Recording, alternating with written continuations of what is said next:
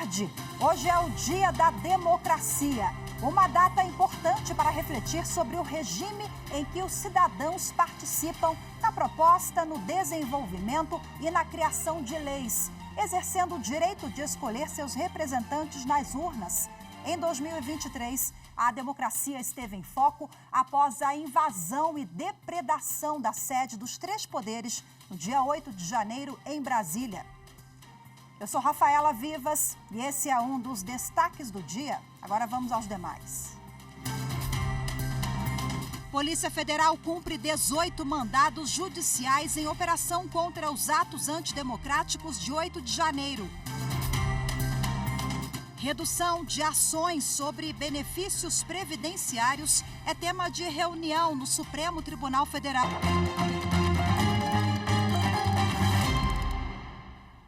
O presidente do Supremo Tribunal Federal, ministro Luiz Roberto Barroso, e o vice-presidente, ministro Edson Fachin, receberam nesta terça-feira um grupo de parlamentares que pedem o julgamento de uma ação que trata sobre a regulamentação da licença paternidade.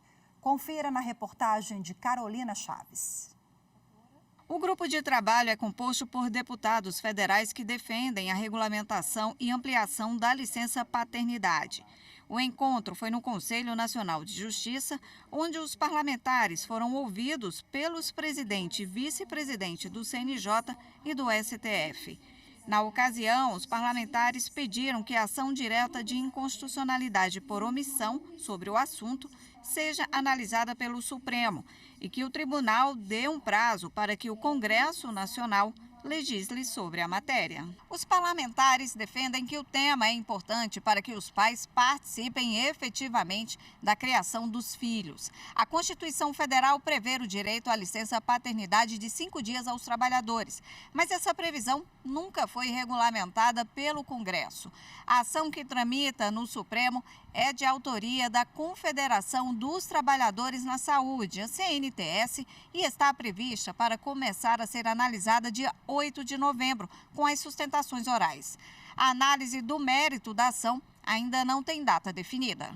Os ministros devem analisar se houve omissão por parte do Congresso Nacional para aprovar leis sobre o assunto.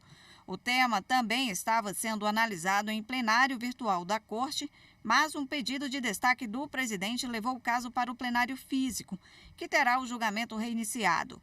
Não vota o ministro André Mendonça porque sucedeu o relator da ação, ministro aposentado Marco Aurélio, que já havia votado. O presidente do Supremo Tribunal Federal e do Conselho Nacional de Justiça, ministro Luiz Roberto Barroso, discutiu com o presidente do INSS, Alessandro Stefanuto, medidas para reduzir o número de ações na Justiça envolvendo a Previdência. Anderson Arcoverde tem os detalhes. Os números impressionam. Segundo a Advocacia Geral da União, a cada dia são protocoladas 10 mil novas ações na Justiça contra entes federais. Dessas, 7 mil são questionamentos sobre a atuação do INSS, a maior parte envolvendo benefícios, como o auxílio-doença. Para discutir formas de reduzir essa demanda, o presidente do Supremo Tribunal Federal e do Conselho Nacional de Justiça, ministro Luiz Roberto Barroso, se reuniu com o presidente do INSS, Alessandro Stefanuto, e com o vice-presidente do STF, ministro Edson Fachin. No encontro foram definidas algumas medidas. Será elaborado um levantamento estatístico preciso sobre os processos em andamento. O INSS, com a ajuda do Poder Judiciário, vai reforçar a divulgação do aplicativo AtesteMed como alternativa de realização de perícias médicas. Será realizado um estudo para a criação de um laudo unificado de perícia que poderá ser usado tanto pelo INSS quanto em ações na Justiça. E também serão buscadas formas de automação do cumprimento das ações judiciais. As medidas serão ajustadas entre técnicos do Judiciário e do órgão do Executivo em reuniões temáticas. As datas dos encontros ainda não foram definidas.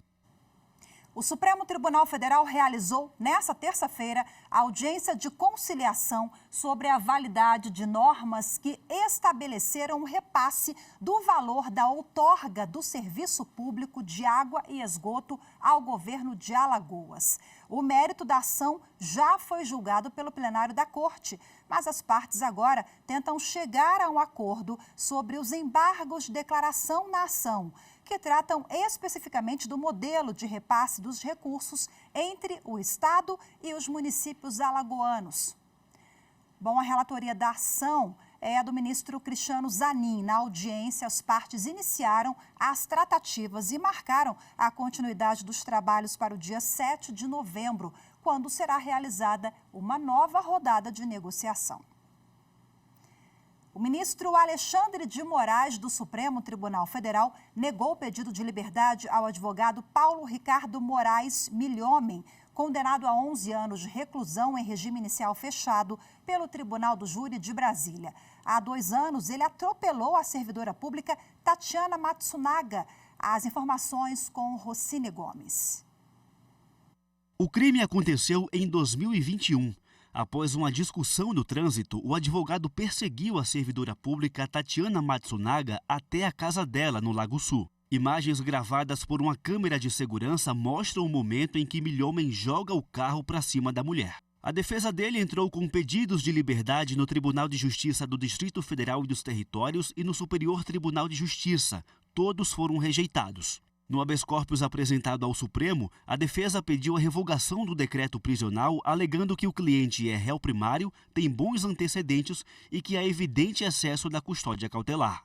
Ao negar o pedido, o ministro Alexandre de Moraes verificou que ainda cabe recurso no Superior Tribunal de Justiça e que, como regra, é preciso que seja encerrada toda a análise no STJ para que o Supremo atue no caso. Moraes também não encontrou nenhuma excepcionalidade que autorize a concessão do pedido pelo STF.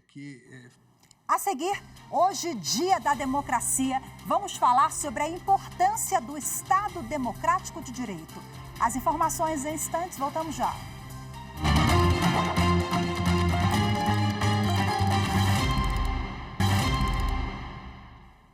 Com a autorização do Supremo Tribunal Federal, a Polícia Federal deflagrou hoje a 19ª fase da Operação Lesa Pátria, que apura os atos antidemocráticos do dia 8 de janeiro.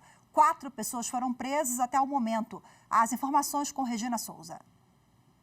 Desde cedo, os policiais cumprem 5 mandados de prisão e 13 de busca e apreensão em Mato Grosso, São Paulo, Rio de Janeiro e no Distrito Federal. Um dos mandados de busca e apreensão foi contra Léo Índio, sobrinho do ex-presidente Jair Bolsonaro. Na ação de hoje, os alvos são acusados de invadirem e danificarem os prédios do Congresso Nacional, do Supremo Tribunal Federal e Palácio do Planalto no dia 8 de janeiro. Eles podem responder pelos crimes de abolição violenta do Estado Democrático de Direito, golpe de Estado, dano qualificado, associação criminosa, incitação ao crime, destruição e deterioração ou inutilização de bem especialmente protegido e crimes da lei de terrorismo. 25 de outubro é o dia que se comemora a democracia. A data serve para refletir sobre a importância de garantir que o povo escolha o destino de sua nação, o seu destino.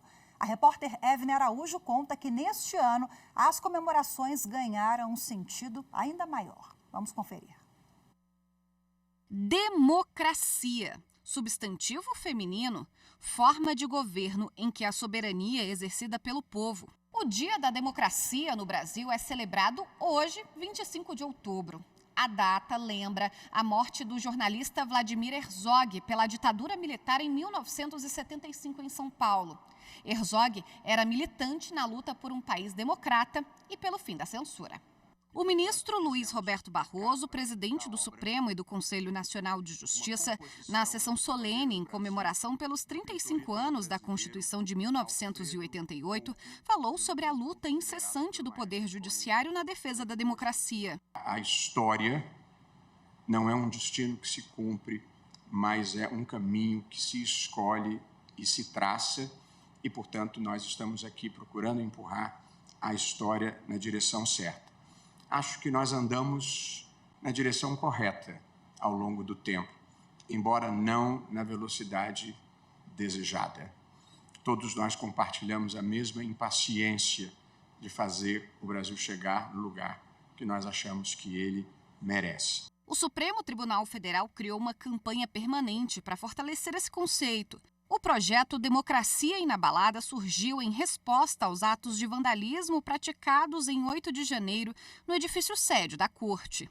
A invasão ao STF mostrou o comprometimento do Poder Judiciário com a preservação do Brasil como um país democrático. O sentimento que eu tinha de tristeza e de revolta era tão grande que, se eu precisasse pessoalmente arrastar cadeira por cadeira e reconstituir aqueles escombros todos, eu faria. A repórter Evne Araújo conversou sobre democracia, sobre a importância do fortalecimento dela com o advogado, professor jurista Lênio Streck. Ele também é professor de Direito Constitucional. Vamos acompanhar agora esse bate-papo.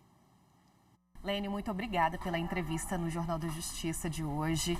Um dia tão importante para o nosso país, né? Celebrar a democracia. A democracia é importante porque nós somos sobreviventes. Nós escapamos de uma tentativa de golpe e soma-se a luta passada com a luta presente, dá o dia da democracia. Sobretudo, né, o que a gente precisa refletir num dia como hoje, em cima dessa palavra que a gente vem falando, né, a gente tem reforçado ao longo dos últimos anos. Temos que refletir sobre o papel das instituições, né, de como penso que cada dia mais nós temos que valorizar o direito, porque quem deve filtrar a política, a economia e a moral é o direito a partir da Constituição. E as crises da democracia acontecem quando esse filtro vai mal. E temos que refletir exatamente, e isso engrandece, claro, o papel do Supremo Tribunal, por exemplo, pelo que aconteceu na transição do governo anterior para este e a tentativa de golpe. O 8 de janeiro, né, apesar de tudo, pode mostrar para a gente que o Brasil ainda é feito de instituições sólidas, de poderes sólidos, consolidados e que, trabalhando juntos, né, podem continuar preservando a democracia? Digamos que nós temos que refletir muito, talvez muito mais porque escapamos do que por uma outra razão. Nós temos que entender muito bem porque ainda não atravessamos totalmente a tempestade. Por isso que temos que comemorar o Dia da Democracia. A gente ainda não saiu do outro lado para respirar com tranquilidade. Lênio, e o Supremo Tribunal Federal, como guardião da Constituição, qual a reflexão que você faz sobre o papel hoje do STF em busca, né, da preservação da democracia? Nos últimos tempos, o Supremo Tribunal tem assumido esse protagonismo.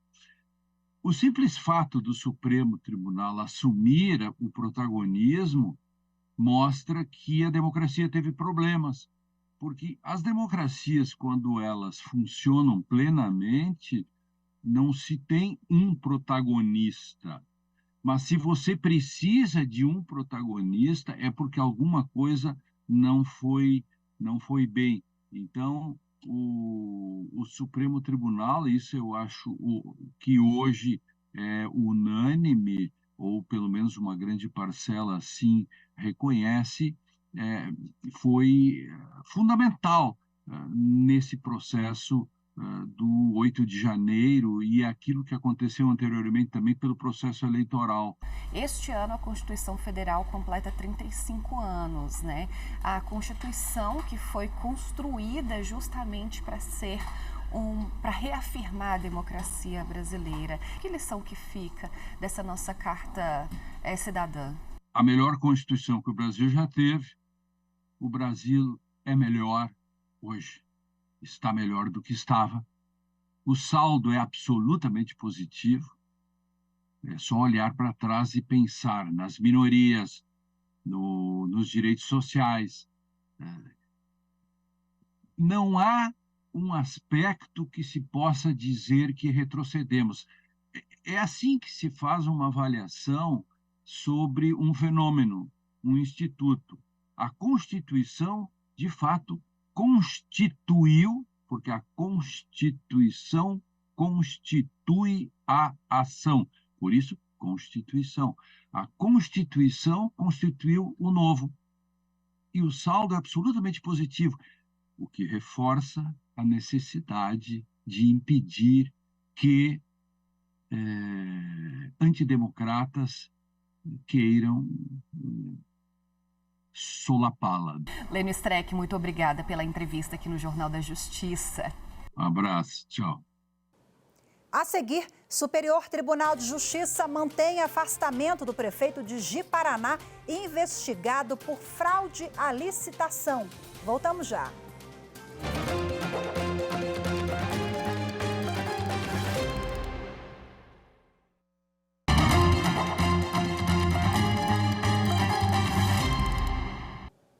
O Tribunal Superior Eleitoral iniciou o julgamento de 3 ações de investigação judicial eleitoral contra o ex-presidente e candidato à reeleição nas eleições do ano passado, Jair Bolsonaro. As ações, movidas pelo Partido Democrático Trabalhista e pela então candidata à presidência Soraya Tronic, se referem às comemorações do bicentenário da independência do Brasil, no dia 7 de setembro de 2022. Após a leitura do relatório pelo Corregedor-Geral Eleitoral, ministro Benedito Gonçalves, os advogados de acusação e defesa fizeram as sustentações orais.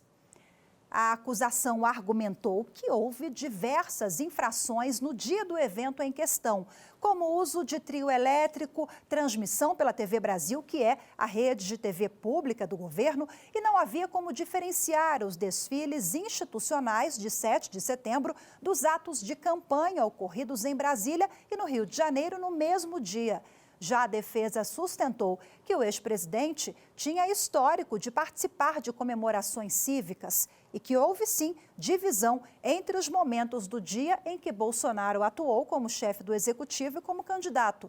Após o parecer da Procuradoria-Geral Eleitoral, que opinou pela condenação, a sessão foi suspensa. O julgamento será retomado na próxima quinta-feira, dia 26. O ministro Antônio Saldanha Palheiro, do Superior Tribunal de Justiça, manteve o afastamento do prefeito de Ji-Paraná, investigado por fraude à licitação. Mais informações com Jéssica Castro. O ministro Antônio Saldanha Palheiro negou o pedido de tutela de urgência para que o prefeito do município de Ji-Paraná, em Rondônia, fosse reintegrado ao cargo. Isaú Raimundo da Fonseca é investigado como suposto líder de uma organização criminosa que teria sido responsável por fraudar licitação para iluminação pública. De acordo com o processo, o então prefeito teria orientado um pregoeiro a agir para que determinada empresa fosse selecionada na licitação. Segundo a polícia, houve deliberada diminuição da competitividade e favorecimento a uma das participantes, que recebeu mais de 17 milhões de reais dos cofres públicos. O Tribunal de Justiça de Rondônia, além de determinar o afastamento do cargo, apreendeu o passaporte de Isaú Fonseca e o proibiu de sair do estado e também do país, bem como de ter contato com os demais investigados. No pedido de liminar ao STJ, a defesa alegou que o afastamento cautelar pode representar a antecipação do encerramento do mandato do prefeito, porque faltam menos de 12 meses para as eleições municipais. Ainda segundo a defesa, o prefeito está afastado há mais de 90 dias e essa situação poderia impulsionar a propositura de um pedido de impeachment contra ele. Mas o relator, ministro Antônio Saldanha Palheiro, avaliou que os fundamentos adotados pelo Tribunal de Justiça do Estado e os argumentos trazidos pela defesa exigem uma análise mais aprofundada do processo, sem a qual não é possível autorizar o retorno do prefeito ao cargo. Ao negar a tutela de urgência, o ministro informou que o julgamento de mérito do habeas corpus será pautado na 6ª turma com a maior brevidade possível. O Poder Judiciário de Mato Grosso realizou a primeira comprovação de comparecimento em juízo de forma remota. O lançamento do sistema de apresentação por reconhecimento facial foi feito na comarca de Sorriso. Confira na reportagem de Eli Cristina Azevedo. De uma câmera instalada no computador no Fórum de Sorriso, recuperandos do regime aberto realizaram a primeira comprovação de comparecimento em juízo no Estado por meio do sistema de apresentação remota por reconhecimento facial, o SAREF. A Justiça de Mato Grosso é a primeira no Brasil a testar a ferramenta. O registro foi acompanhado pelo Corregedor-Geral da Justiça após a solenidade de lançamento da nova tecnologia apresentada à sociedade na comarca. O corregedor destacou que a iniciativa representa um avanço para a justiça brasileira, além de trazer dignidade aos recuperandos. Desenvolvido pelo Tribunal do Distrito Federal e o Conselho Nacional de Justiça, encampou este programa para aplicação em todo o território nacional. E o programa, que aqui hoje está sendo lançado como projeto piloto, em primeiro lugar para todos os países, é a primeira comarca que está lançando esse projeto aqui no Mato Grosso. O lançamento contou com a presença de magistrados, representantes da Ordem dos Advogados do Brasil e Prefeitura Municipal. Vai fazer uma grande diferença, não só na comarca de Sorriso, porque depois vai se estender a todas as demais, tanto para a identificação da pessoa que está respondendo a pena, como também para que ele possa identificar ali a própria dignidade dele, né? Não há necessidade de deslocamento até o fórum, ele pode, onde ele estiver, se identificar e ali também vai ficar constando o endereço atualizado. Isso é muito importante para todas as ações penais. Muitas vezes a gente não localiza a pessoa mais e isso então vai emitir uma forma de facilitar, diminuir a questão de custos de deslocamento dessa pessoa, né? A comarca de Sorriso, escolhida para sediar o projeto piloto, tem cerca de 700 recuperandos que podem aderir ao sistema. Lembrando que o uso da ferramenta não é obrigatório e sim opcional.